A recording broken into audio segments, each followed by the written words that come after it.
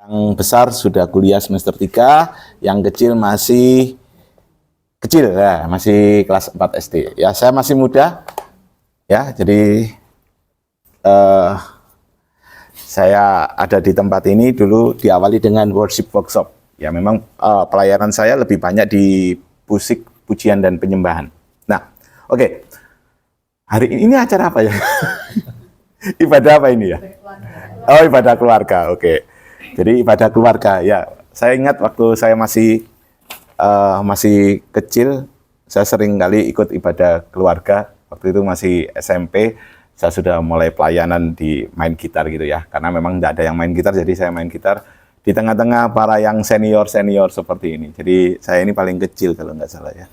Oke. Kalah dia. Oke, sekali lagi shalom.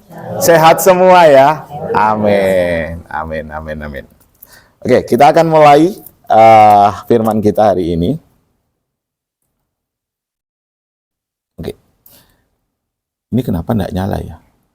Sebentar, saudara. Sebentar, kok enggak nyala? Kok tiba-tiba mati? Oh. Ada sesuatu hal yang di dalam kehidupan kita ini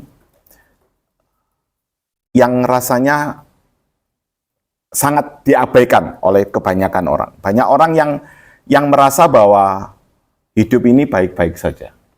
Saudara, tanpa saudara sadari, hari-hari ini adalah hari-hari di penghujung akhir zaman. Ya, hari-hari ini yang kita lalui adalah di penghujung akhir zaman. Bukan akhir zaman lagi, tetapi di penghujung akhir zaman. Yang menjadi permasalahan gini, saudara. Yang menjadi permasalahan itu gini. Saat kita nanti mengalami yang namanya sesuatu hal yang katakanlah kiamat dan sebagainya, yang kata orang, wah ini hari-hari Tuhan dan sebagainya. Pertanyaannya, siap atau enggak? Dan itu yang jadi pertanyaannya sekarang. Saya bikin tulisan, kemarin saya sampaikan, tulisannya seperti ini. Masa depan itu suatu misteri, betul ya? Tidak ada orang yang tahu masa depan ya. Misteri. Meskipun itu dia dukun, apalagi kalau dia dukun beranak, malah nggak ngerti apa-apa. Ya. Jadi masa depan itu misteri. Kita nggak tahu kapan kita akan meninggal, kapan apa yang akan terjadi 5 menit lagi, bahkan 5 menit lagi loh, atau 5 detik lagi kita nggak tahu. Tapi yang pasti adalah ada satu yang pasti. Namanya apa? Kematian. Nah, gitu ya. Waduh, ini ngomongnya kematian di antara para manula ini ya. Ya, sengaja apa yang saya tulis, artikel-artikel yang saya tulis, saya ini termasuk saya ini sering nulis, bukan sering, karena setiap hari saya share apa yang saya tulis di Facebook ataupun di teman-teman pemuritan, saya tulis tentang sesuatu hal untuk mempersiapkan hidup kita. Banyak orang yang abai tentang hal ini. Mereka seringkali untuk sesuatu hal yang masa depan yang tidak pasti, mereka akan mengejar mati-matian. Mereka akan bekerja dengan sungguh. Salah enggak? Enggak salah kejar sesuatu. Tetapi mereka lupakan satu hal, yaitu bahwa hidup itu akan berakhir, ada masanya. Betul ya? Firman Tuhan katakan 70 sampai 80 tahun itu usia manusia. Itu kata Musa. Di dalam kitab Mazmur dikatakan gini. Usia manusia itu 70 sampai 80 tahun. Itu ditulis Musa. Kelebihan dari itu ada apa? Kesusahan dan sebagainya. Yang jadi pertanyaan gini. Kita ini sudah melewati berapa umur kita? Oke ya. Kita 70 sampai 80 tahun. Yang di sini pasti di atas 40-an, betul ya? Betul ya? Betul ya? Berarti kalau katakanlah paling muda 40 tahun nih paling muda. Tinggal 30 tahun lagi loh. Apalagi yang umurnya sudah 50, 60, 55, 65, 70. Lah ini kan warning. Betul ya? Yang jadi pertanyaan kan sering kali gitu. Sebentar. Kita ini sudah mau selesai atau tidak? Pertanyaannya kan gitu. Sebentar, saudara.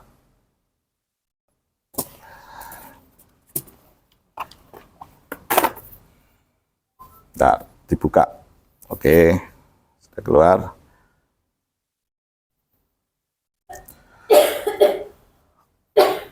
Ada hal yang harus kita persiapkan. Oke. Masa depan itu misteri, namun kematian itu sesuatu yang pasti. Hari ini saya akan sharingkan tentang bagaimana seharusnya kita bersikap selama kita masih ada di dunia ini. Karena itu yang paling penting. Apa yang kita kerjakan hari-hari ini itu akan menentukan kelak nasib hidup kekal kita. Saya mau katakan ini yang akan membuat saudara syok ya nanti ya. Saya mau tegaskan. Tidak semua orang Kristen bisa masuk kerajaan surga. Ya, tidak semua orang Kristen yang ngakunya beragama Kristen masuk kerajaan surga. Oke ya, tidak semua orang Kristen. Matius 7 ayat 21 sampai 23. Kita baca dulu. Saudara bisa baca Matius 7 ayat 21 sampai 23. Yang sudah ketemu katakan amin.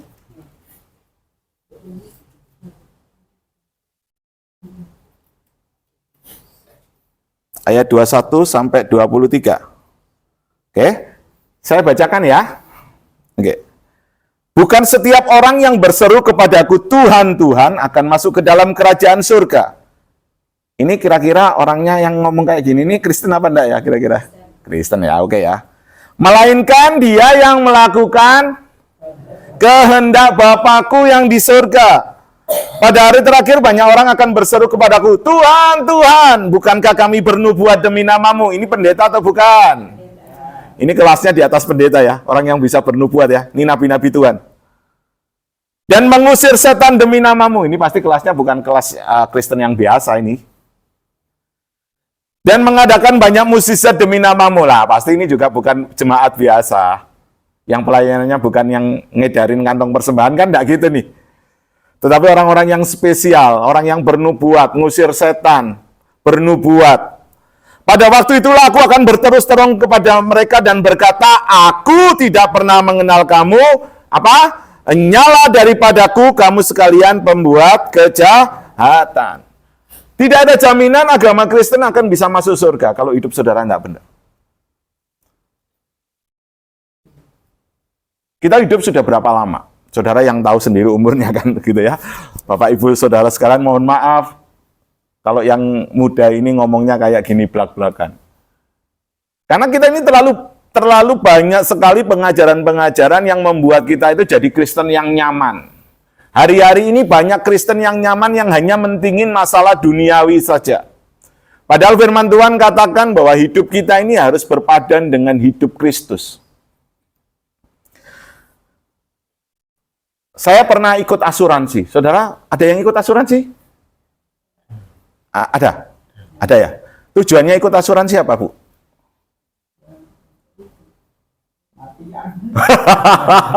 Biar kematian, biar aman ya, Bu ya. Biar aman. Ya, saya mikirnya juga gitu, saudara ya. Waktu saya dikasih brosur asuransi, orang-orang asuransinya, ini bagus ini Pak, ini nanti kalau biaya pendidikannya gini, nanti Bapak dapat beasiswa bla bla bla bla bla bla bla. Oke, saya taruh tuh. Tapi yang terjadi, ini asuransi BUMN kolaps saudara ya. Jadi ada uang kami, akhirnya kami relakan aja. Ya wis udahlah, nggak dapat lagi. Tetapi banyak orang di antara kita, banyak orang yang mengasuransikan sesuatu hal yang tidak pasti. Tetapi lupa untuk mengasuransikan atau menjaminkan jiwanya di kekekalan nanti. Kita yang punya mobil, biasanya asuransi mobil. Padahal 1 tahun itu ya tidak terjadi kecelakaan gitu ya. Ya tidak ada yang pengen, tidak ada. Tapi seringkali kita melakukan hal-hal yang seperti itu. Kita rasanya aman. Betul ya? Kalau sudah punya asuransi aman. Padahal saudara, saya mau katakan bahwa itu adalah keamanan yang semu. Yang seharusnya kita asuransikan adalah jiwa kita nantinya kita nanti ke surga atau tidak. Itu yang jauh lebih penting. Hari ini, oke, ada masalah, ya, Ya, ada masalah. Saudara, saya mau katakan ya, jadi Kristen itu bukan jaminan kita keluar dari masalah. Ya, jadi Kristen itu tidak jaminan bahwa kita akan lolos, tidak akan ada yang namanya masalah. Oh, jadi Kristen itu enak, jadi Kristen itu diberkati berlimpah-limpah. Tidak seperti itu. Jadi Kristen itu penuh dengan yang namanya perjuangan. Apa? Perjuangan. Jadi Kristen itu bukan otomatis masuk surga. Ya, kita memang sudah diselamatkan. Yes. Tetapi ada satu bagian kita, yaitu mengerjakan keselamatan itu. Dan itu harus kita lakukan tiap hari, saudara. Tidak bisa setengah-setengah. Saudara tahu bahwa kematian itu tidak memandang yang namanya kaya atau miskin. Betul ya? Saya kerja di satu perusahaan namanya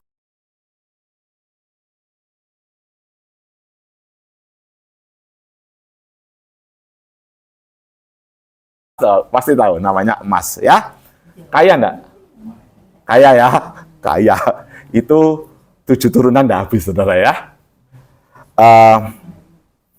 Suatu saat salah satu ownernya sakit. Kaya beneran kaya. Ini kaya beneran. Uangnya enggak ada serinya. Maksudnya itu ya berlimpah-limpah, maksudnya enggak terukur. Tapi mati juga itu. Kenapa? Kenapa? Karena kekayaan tidak bisa menolong seseorang. Mau usaha kaya apapun, kalau memang sudah waktunya, ya sudah. Kematian tidak memandang yang namanya wajahnya cantik, atau ganteng, atau jelek. Sama. Waktunya mati ya, mati.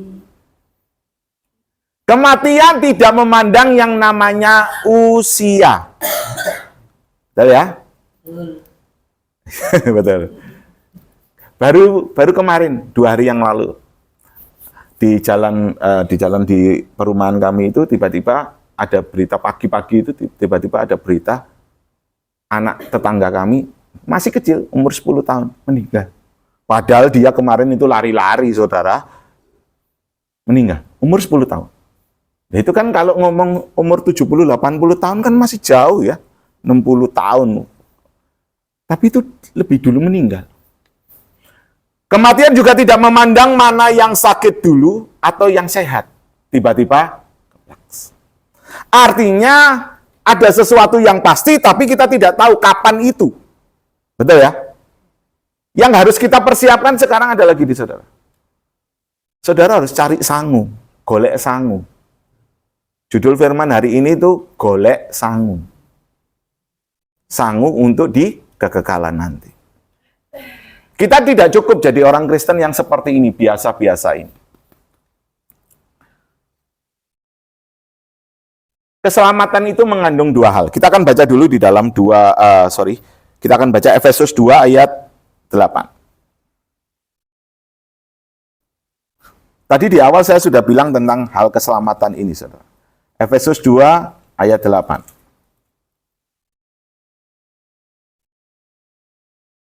Ayat 8. Sudah ketemu semua?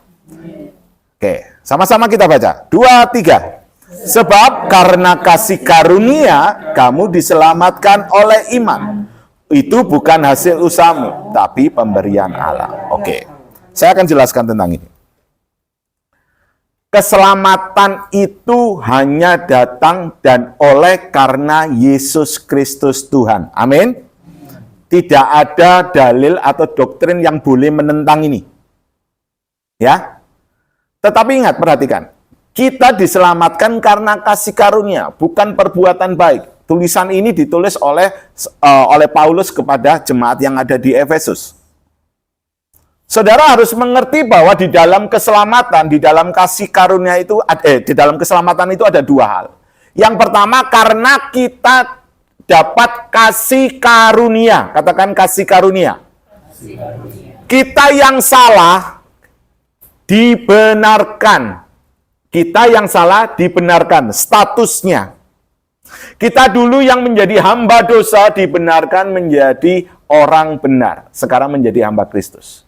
Tetapi ada satu lagi, Tadi dikatakan, sebab karena kasih karunia, kita diselamatkan oleh iman.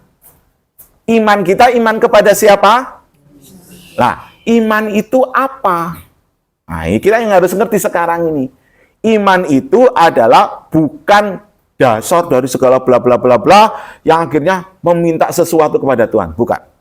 Iman itu adalah penurutan terhadap kehendak Bapa. Salah satunya adalah kita harus percaya kepada Tuhan Yesus. Percaya dalam bahasa Ibraninya, dalam bahasa Yunaninya, pisteo. Apa? Pisteo, percaya. Menyerahkan segala sesuatu kepada objek yang kita percaya. Artinya gini, kita harus menyerahkan kehendak kita. Iman itu harus dibuktikan lewat perbuatan. Misal nih, Bang Binoto ngomong sama Kak Ria. Ngomong, I love you. Katakan I love you.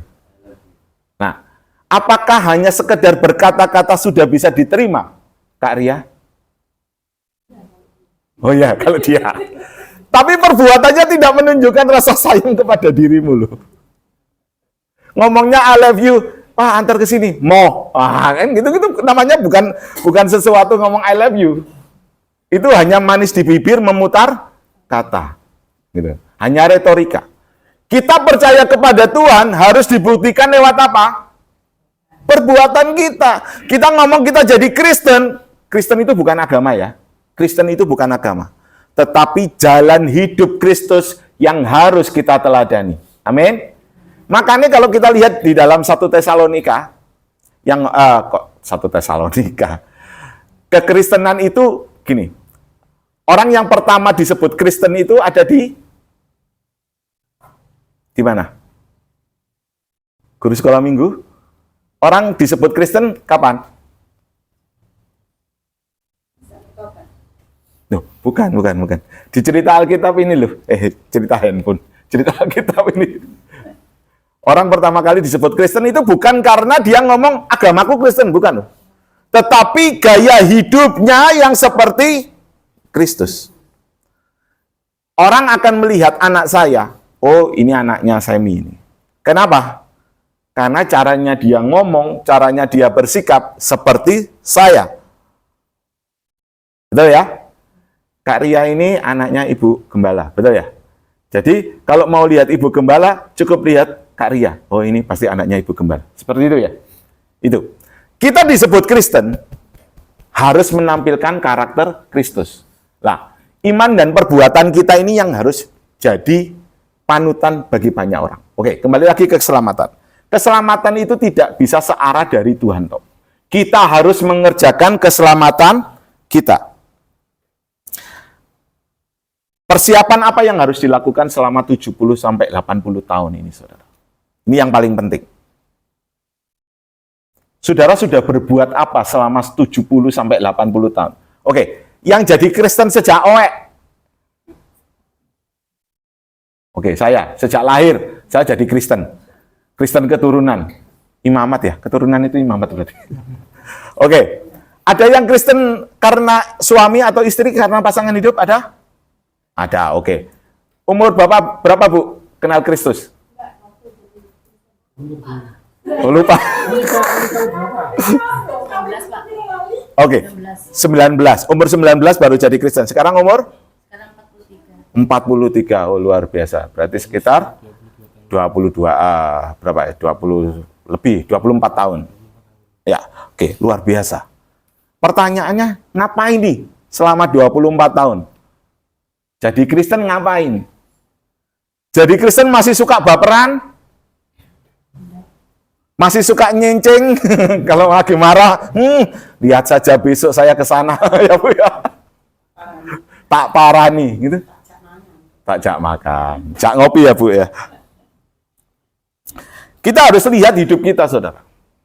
Kekristenan itu harus menampilkan yang namanya karakter Kristus. Saudara, tadi firman Tuhan di awal Matius 7 ayat 21 sampai 23, bukan pendeta. Jadi pendeta itu bukan jaminan masuk surga. Tapi kalau panggilannya jadi pendeta, jadilah pendeta yang benar. jadilah gembala yang benar. Kalaupun saudara jadi jemaat, jadilah jemaat yang benar juga di dalam Kristus. Jadi intinya ini firman Tuhan mau katakan, tidak peduli kamu mau jabatannya apa, saudara. Tapi yang terpenting adalah di hadapan Kristus, kita harus murni di hadapan Tuhan, tulus mempersiapkan apa yang kekal nanti. Apa yang kita lakukan hari ini, menentukan nasib kekal kita nanti. Jangan bilang, kita sudah selesai. Kehidupan sesungguhnya itu terjadi saat saudara nanti akan mengalami kebangkitan. Ya, kita di dunia ini, saudara, bukan rumah kita. Ada lagu lama, belakang langit biru, gitu ya. Pernah ya, Bu ya? Pernah dengar itu, Bu ya? Lagu lama itu, lagu-lagu Pentakosta itu seperti itu, ya. Rumah ini bukan rumahku, gimana, Bu? Dunia ini bukan rumahku, itu ada seperti itu. Saya lupa itu, saya. Itu lagu-lagu lama. Saya belum lahir waktu itu, ya. Mungkin Bapak Ibu yang sudah lahir. Ingat, kita di dunia ini masih sementara. Rumah kita sesungguhnya di langit baru dan bumi baru. Kalau saudara baca di firman Tuhan, kewarganegaraan kita itu bukan dunia ini. Amin. Oke, siapa yang kepingin ada di langit baru dan bumi baru? Oke, siap mati dong. Loh, iya, saya mau katakan siap mati dong. Hari ini kalau mati siap nggak? Oke, luar biasa. Sudah pasti masuk surga? Oke. Kenapa kok pasti? Masih ngamuk enggak? Masih nyakari suaminya enggak? Enggak, saya enggak pernah nyakari suami. Iya, suaminya.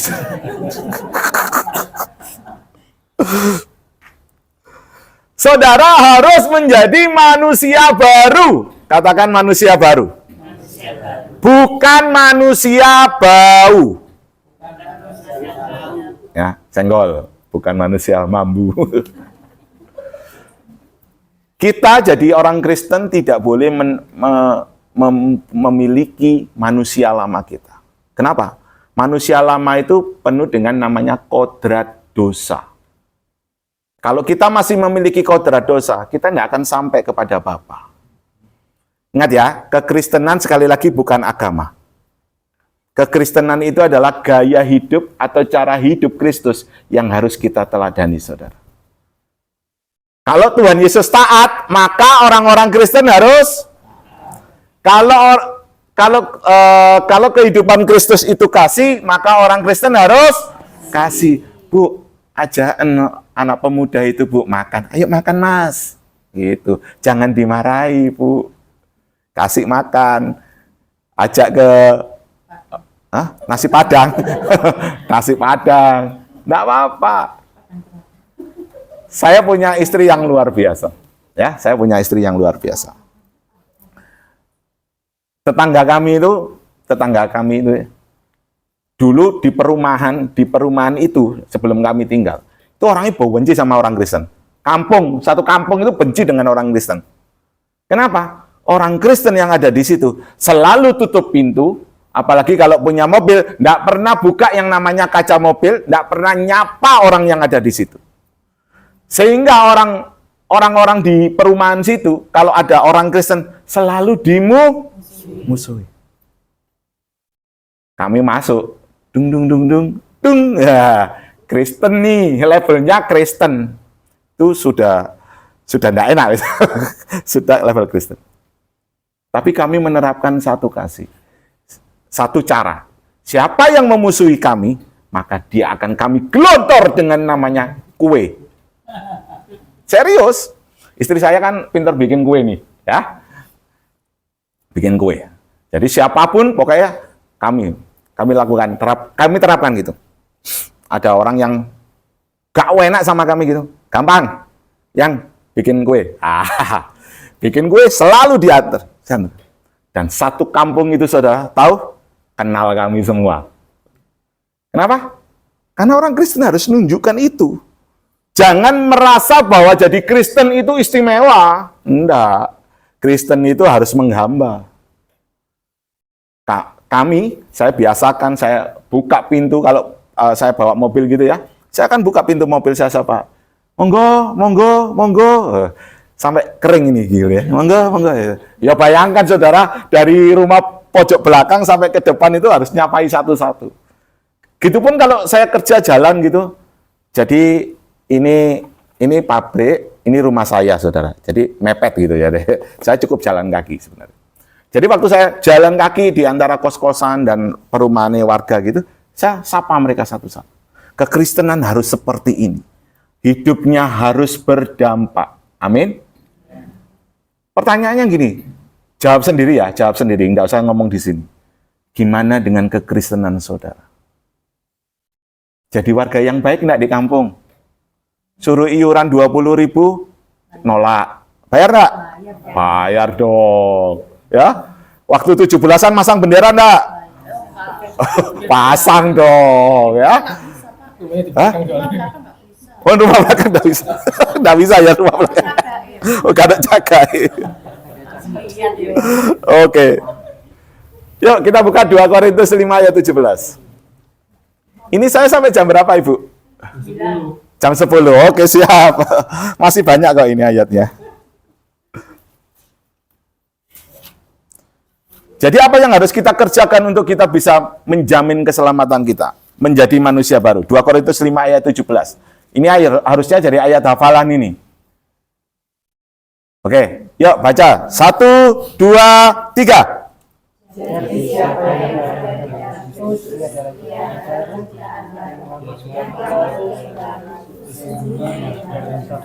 Oke. Jadi kalau ngakunya jadi orang Kristen, berarti pemilik, jadi miliknya Kristus nih. Ya, betul ya? Jadi harus menjadi manusia yang bau. Bau atau baru? Baru. Hidupnya harus diubahkan. Yang suka ngamuan, kalau nggak dibikinin kopi, ngamuk. Ada enggak? Bapak-bapak. Tapi jangan gini. Jangan pembenaran gini. Berarti kalau nggak tegasi gajian, nyonyane nggak boleh ngamuk. Ya enggak gitu. Itu tanggung jawab saudara ya. Gitu ya. Hidup harus bertanggung jawab. Jadi, saudara, yang harus kita lakukan adalah menjadi manusia baru di dalam Kristus. 1 Yohanes 2 itu pernah ngomong gini. Ayat 6 kalau nggak salah ya. Barang siapa mengaku dia di dalam Kristus, ia wajib hidup sama seperti Yesus Kristus. Kita buka aja 1 Yohanes 2 ayat 6 kalau tidak salah. 1 Yohanes 2 ayat 6 kalau tidak salah. Oh ya. Barang siapa mengatakan bahwa ia di dalam dia, sama ya 2 Korintus 5 ayat 17 tadi ya. Siapa yang ada di dalam Kristus? Ia wajib hidup sama seperti Kristus telah hidup. Artinya kekristenan itu bukan suatu agama. Kekristenan itu adalah kita harus meneladani Kristus. Supaya kita bisa diterima di langit baru dan bumi baru. Tidak ada jaminan sedikit pun. Saudara, saya mau kasih tahu. Standarnya orang Kristen itu tidak cukup berbuat baik. Ya. Matius 5 ayat 20 ngomong gini. Matius 5 ayat 20 ngomong gini. Tuhan ngomong gini. Jika cara keagamaanmu tidak melebihi dari ahli Taurat dan ahli Farisi, kamu tidak layak masuk surga. Kalau cara kita beragama, cara kita berliturgi di gereja ini, sering ke gereja sih, oke. Ini acaranya hari apa saja, Bu? Rabu, Jumat, terus Minggu, Sabtu, apa meneh? Datang terus, bahkan sekolah minggu, melok sekolah minggu misalnya kayak gitu ya. Tetapi masih suka ngerasani tonggone, masih jahil, masih punya iri hati dan semuanya. Itu tidak mencerminkan Kristus. Percuma, saudara. Cara agamawi saudara itu tidak melebihi ahli Taurat dan ahli Farisi. Saudara tidak masuk kerajaan surga. Ini kok ngomongnya gak enak terus ya, kematian terus ya, saudara ya. Standarnya orang Kristen mau tahu? Mau tahu? Oke, buka Matius 5 ayat 48.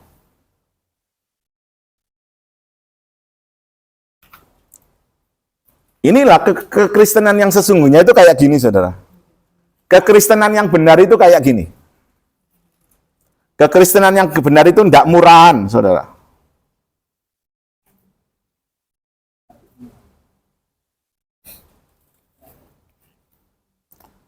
Matius 5 ayat 48, Bapak.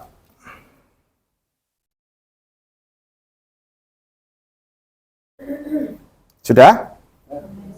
Yuk, 2, 3. Hendaklah.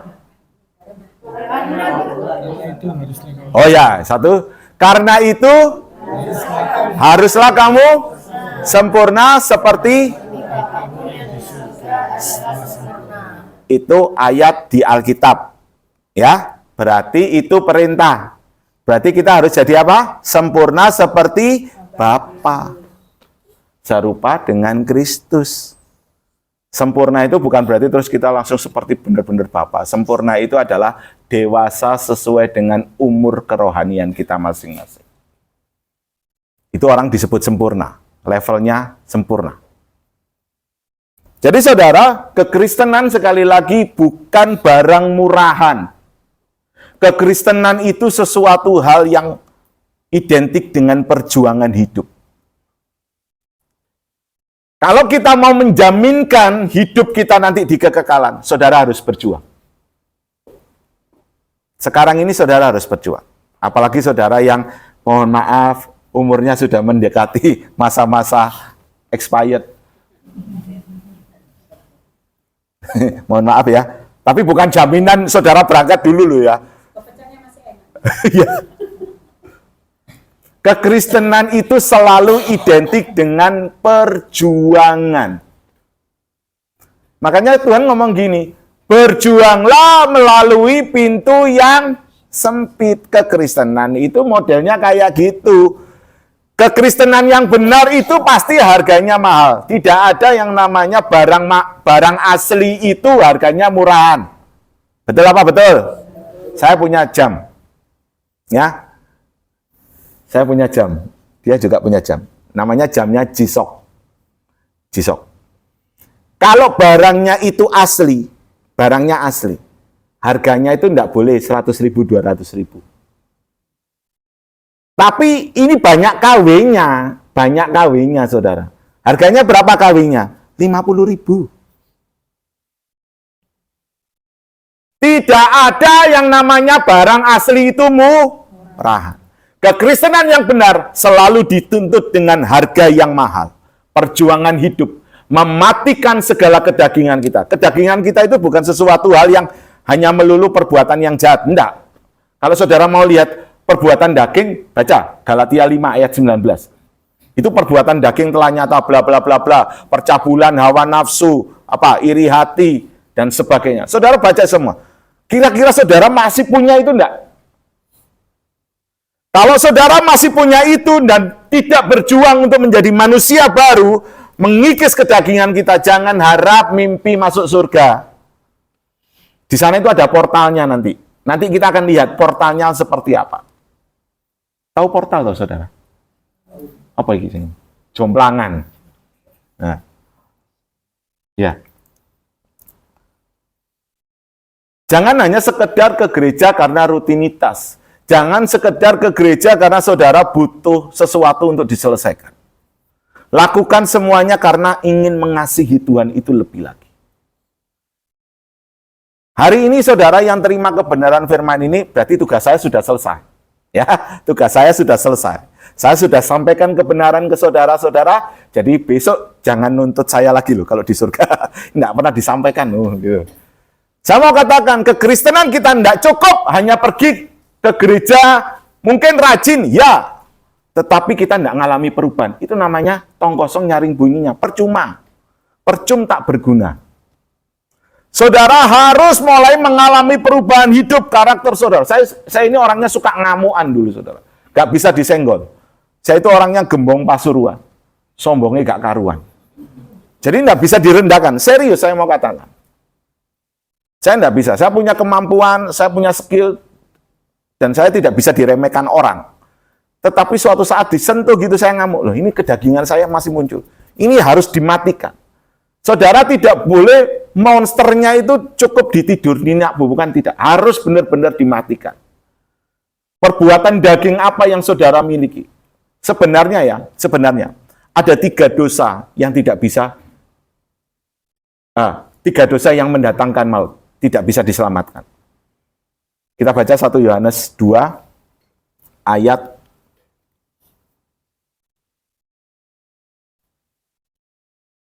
1 Yohanes 2 ayat 16. Ini jenis dosa yang tidak akan bisa diselamatkan. Kalau saudara masih memilikinya, segera bertobat. Yuk, 1 Yohanes 2 ayat 16. Sudah ketemu? 1, 2, 3. Sebab semua. 1, keinginan daging dan keinginan mata serta bukan berasal dari Bapa, melainkan dari. 3 dosa ini yang saudara harus segera matikan dalam hidup kita. Keinginan daging, keinginan mata, dan keangkuhan hidup. Tidak hanya ngomong soal seks, tidak hanya ngomong soal saudara berbuat curang dan sebagainya. Ada keangkuhan hidup, kesombongan yang harus kita juga matikan. Monster kita, manusia lama kita. Saudara kalau masih dicaci maki, tetap marah juga. Oh iya, wajar manusia itu masih marah. Oh iya, tapi selesaikan dengan cara yang elegan. Apa? Kasih. Ya kan gitu. Saudara mau dimusuhi kayak apapun, kasih. Saudara, hari ini saya peringatkan saudara, mulai buang 3 hal ini. Keinginan daging, keinginan mata, dan keangkuhan hidup. Bu, besok bawa kue ya Bu, buat orangnya ya Bu. Jangan marah. Bawain rawon Bu. Bawain kopi. Suatu saat ada security, ya memangnya security kan harus galak gitu ya. Security. Istri saya, mertua saya itu minta ini loh, daun apa saudara? Bukan, yang bisa dimasak untuk menurunkan kolesterol itu apa ya? Daun apa sih? Daun kelor saudara. Terus sudah bilang sama security, sama satuannya, Pak, boleh minta itu ya? Ya boleh. Begitu ngambil dimarahi, kok banyak sekali Bu ngambilnya gitu. Mas, gak terlalu lama istri saya, si ibunya, ibu mertua saya lapor sama istri saya. Bapak Satpam itu marah-marah. Gak kesuwen saudara, istri saya langsung bikin adonan kue, langsung dikasih kue. Walah, sampean toh sing minta gitu ya saudara. Jadi orang itu kalau mau awas, baikin aja Bu, ya. Kita sedang ngasih sesuatu teladan buat orang di luar dunia ini. Amin. Wes, itu rumusnya Tuhan Yesus. Mau dimarahin kayak apa? Kasih. kasih. Gitu ya. Jangan minta jam saya ya. Oke. Sebentar lagi kita selesai. Tadi saya ngomong bahwa kekristenan itu identik dengan perjuangan. Tuhan sendiri ngomong, berjuanglah melalui pintu yang sempit.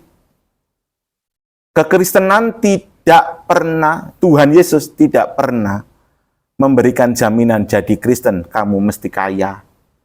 Jadi Kristen, kamu sehat walafiat. Tidak seperti itu. Jadi Kristen tidak ada masalah, tidak ada. Justru di dalam kekristenan masalah itu akan datang untuk membuat manusia kita dibentuk menjadi manusia baru yang semakin serupa dengan Kristus. Amin. Amin. Jadi masalah ini Bu, baik buat Ibu. Ya, biar manusia lamanya itu hilang. Sehingga yang taunya, ini jadi orang yang baik ini. Kalau orang ini baik, pasti Tuhannya baik. Tuhan yang dia sembah bukan Tuhan yang salah. Amin. Ini loh tujuannya untuk ini, saudara. Roma 8 ayat 28. Allah turut bekerja untuk mendatangkan kebaikan bagi orang yang mengasihi Dia, yaitu yang terpanggil sesuai dengan rencananya. Rencananya Tuhan apa? Menjadikan kita serupa dan segambar dengan Kristus. Kita ini harus diubah dari manusia yang berkodrat dosa, memiliki kodrat dosa, menjadi manusia yang memiliki kodrat ilahi. Kita harus dikembalikan ke rancangan semula, menjadi segambar dan serupa dengan Kristus. Hanya orang yang melakukan kehendak Tuhan di dalam Matius 7 ayat 21-23 tadi yang akan diterima di kekekalan nanti. Nah, kalau sudah dapat ini, saudara harus lakukan biar kita merasa kita akan aman. Kapanpun dipanggil, siap. Yang jadi masalah itu bukan saudara, karena nanti kalau mati ya, nanti kalau saudara meninggal dunia, bukan masalah saudara diantar berapa ribu orang. Siapa yang ngantar saudara? Enggak.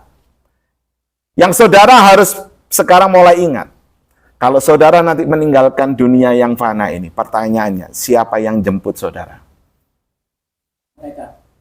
Kristus atau setan? Itu yang saudara harus camkan hari ini. Jadi Kristen enggak murahan, saudara. Makanya kalau kita, tadi saya salut sekali ya, gak ada musik pun Bu Gembala langsung, wah, saya nyari kuncinya, untung pas kuncinya, gitu ya. Saudara. Tapi kadang orang merasa bahwa, oh kalau ibadah itu harus ada pemain gitarnya, harus ada pemain keyboardnya. Nah ini tadi ibadah, misalnya saya enggak ada, tetap jalan toh. Nah, tetap jalan loh. Orang itu kadang tergantung dengan fasilitas. Ya memang ada fasilitas boleh kita manfaatkan, tapi jangan tergantung itu. Esensinya ibadah apa? Membuat kita jadi manusia roh yang lebih kuat. Amin. Jadi kalau besok Jumat saya enggak kesini, enggak ada permainan gitarnya, tetap semangat kayak Ibu Gembala ya Bu. Kekristenan yang benar, kekristenan yang identik dengan perjuangan. Amin. Kekristenan yang benar, kekristenan yang asli itu tidak murahan. Ada harga yang harus dibayar. Mematikan kedagingan kita masing-masing. Amin. Oke, kita akan lihat ayat terakhir sebagai portalnya. Kenapa sih kita harus tadi mematikan kedagingan dan sebagainya? Wahyu 20 ayat 12.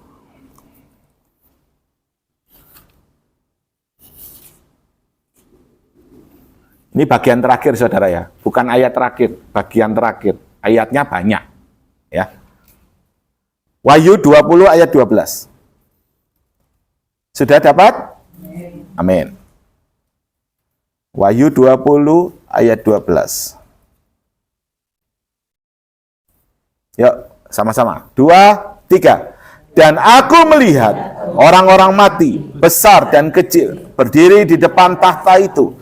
Lalu dibuka semua kitab, dan dibuka juga sebuah kitab lain, yaitu kitab kehidupan. Dan orang-orang mati, apa? Berdasarkan apa yang tertulis di dalam kitab-kitab itu. Akan ada yang namanya tata pengadilan. Saudara hari ini berbuat apa? Ingat, ada pengadilan Tuhan. Apa yang kita kerjakan hari ini menentukan kita besok ada di langit baru, bumi baru atau tidak. Saudara, sadarilah ya, manusia itu makhluk kekal. Apa? Makhluk yang kekal. Artinya gini, bukan kematian jasmaninya, tetapi rohnya ini yang diinginkan Tuhan. Nah, masalahnya nanti di kekekalan, saudara akan berada di posisi mana?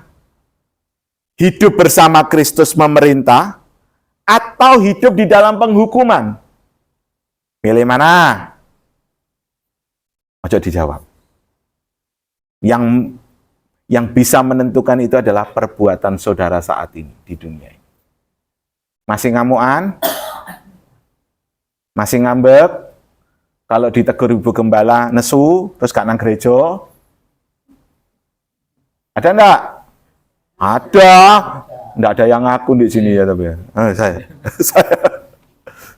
Kalau ditegur sesuatu hal yang benar, saudara enggak berterima kasih malah musuhin. Hati-hati, ingat. Bahaya ini. Ya. Siap enggak mati? Pasti dah. Kita enggak tahu loh ya. Habis ini kondisi kita kayak apa enggak? Hanya orang yang mempersiapkan kematiannya yang akan pede ngomong, siap Tuhan, kapanpun Tuhan panggil. Setiap kita memang belum sempurna. Betul? Kita belum sempurna. Tapi kita sedang berproses menuju pada kesempurnaan itu. Amin? Kalau namanya berproses ya ada usaha. Yang biasanya kalau bangun tidur mencucu, mulai senyum yuk. Ya. katakan kepada istrinya, I love you. Wis gak jamane. Bel, mosok, pret, gitu. Nggak. Saya tetap ngomong I love you sama sama pasangan saya, sama istri saya. Saya ngomong I love you kepada anak-anak saya. Saya sempatkan untuk meluk mereka, gitu, saudara. Itu kami lakukan. Saya tetap ingatkan anak-anak saya. Saya tetap ingatkan istri saya. Yuk kita berjuang bersama-sama untuk mencapai langit baru dan bumi baru. Kita hari ini cari sangu, saudara. Kekristenan yang salah itu seringkali gini, sudah percaya Yesus kamu pasti diselamatkan. Oh iya, kalau saudara percaya Yesus hari ini terus langsung mati, oke, bisa berangkat tuh. Tapi selama kita menjalani hidup ini, kita harus menjadi manusia yang baru, sempurna seperti Bapa, serupa dengan Kristus. Angel, sulit. Kita yang masih hidup dalam kedagingan, tapi kita harus mematikan kedagingan itu. Kedagingan itu bukan berarti saudara harus tidak makan daging, bukan loh maksudnya, saudara ya. Tapi saudara harus melawan segala keinginan daging, hawa nafsu, percabulan, iri hati, permusuhan, dengki. Itu Galatia 5 ayat 19 itu, baca itu semua. Saudara harus matikan itu. Amin.